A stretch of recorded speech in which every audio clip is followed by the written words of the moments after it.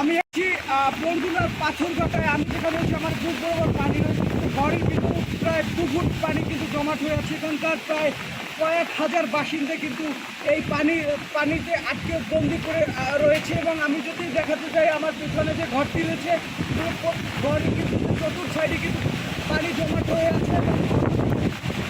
যে তাদের যে খাবার দাবারও কিন্তু যে মারাত্মক সমস্যায় পড়েছে। এবং এখানে প্রায় কয়েক শত পরিবার, রাস্তাঘাট থেকে শুরু করে কিন্তু সকল জায়গায় কিন্তু গাছ, বড় বড় গাছ পড়ে আছে। এবং অন্যদিকে কিন্তু এই যে প্রায় কয়েক শত ঘর কিন্তু এই পানিবন্দী হয়ে আছে এখানকার মানুষ। আমি যদি দেখাতে চাই, এই ঘরের যে চতুর্থ সাইড কিন্তু পানিবন্দী এবং যে গবাদি পশু নিয়েও কিন্তু চরম সমস্যায় পড়েছে এখানকার মানুষ। আমরা কথা বলবো এই ঘরে যদি কেউ থেকে থাকে, তাহলে আমরা তাদের সাথে কথা বলবো কি সমস্যা তারা পড়েছে।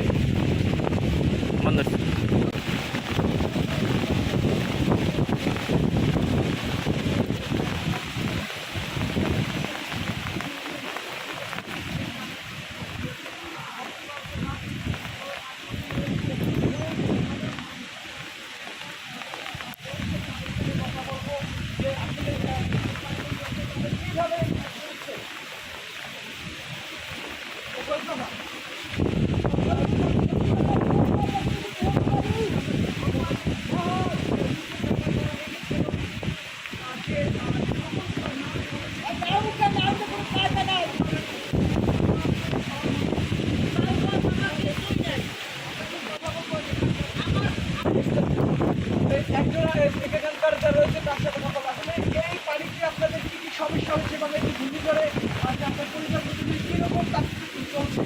আমার ঘরে কিছুই নাই, চাল ভাত, ডাল ভাত, চিনি যা খাতা বালি চিনি যা আছে, আমার কিছুই নেই, সবই শেষ।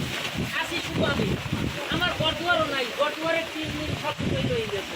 এখন শুধু আছি আমি ছাড়া আর কিছু নেই। সব আছে এখানে আশ্রয় কেন্দ্রের দিয়েছি। এই অবস্থায় বর্তমানে আমি আছি ঘরের ভিতরে। তারা কিন্তু বলেছে তাদের কিন্তু বা ঘেরে কিন্তু যে লক্ষ লক্ষ টাকার মাছ ছিল, সেই মাছও কিন্তু এই পানিতে ভেসে গেছে। এবং অন্যদিকে কিন্তু তাদের যে পরিবারের লোকজন কিন্তু তারা আত্মীয় স্বজনের বাসায় দিয়ে এসেছে। আবার কি আরও পরিবারে কিন্তু আশ্রয় কেন্দ্রগুলোতে অবস্থান নিচ্ছে বর্তমানে। আমরা আরও একজনের সাথে কথা বলবো এই পরিবারের যাত্রা কী সমস্যা ছিল, যত ঘরগুলো পিছনে সব ঘরগুলো চলে গেছে। আর তার মধ্যে কোনো লাইনে পানি হয়েছে কোমরের উপরে, গলা পর্যন্ত প্রায় আরও আস্তে আস্তে ঘরের পানি। কিন্তু আমরা এখন কী করবো? আমাদের জন্য কোনো খাওয়া দাওয়ার কিছু পাঠানো হয়, ঘর অনেক কিছু। তারপরও আমি এখন পানির ভিতরে দেখেন কত পানি হয়েছে আমার কোথার উপরে। যেখানে দুবার যত চাপ থাকুক আমার পানি এত পানি পরিমাণ হয় না, কিন্তু এই বন্যার কারণে আমার ঘরে যত চাল পথ যত সবাই পাতি আনলে সব বাইশে গেছে।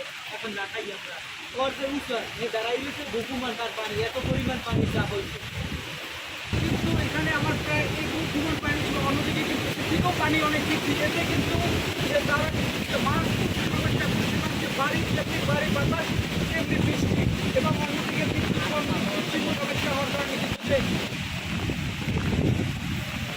এবং আমি অবাক হয়ে চাই যে বক্তব্যগুলো রয়েছে সেগুলো কিন্তু সেই একই রকমের অবস্থায় যদি এই পানি 2-4 দিনে এখনও না টানে, তাহলে কিন্তু যে এই জনজীবন কিন্তু চরম ঝুঁকি পড়বে। এবং তাদের কিন্তু দাবি যে সরকারের কাছে সহায়তা যাওয়ার। এবং এখন পর্যন্ত যারা আশ্রয় কেন্দ্রগুলো রয়েছে, 2 দিনের সুস্থ খাবার নিয়ে আসলেও কিন্তু তাদের দোকানপাট না খোলার কারণে কিন্তু তারা খেতেও পারছে না। এবং এতে কিন্তু তাদের যে ছোটো স্কুল ছেলেমেয়েরা রয়েছে তারা কিন্তু যে সব থেকে বেশি সমস্যা করছে।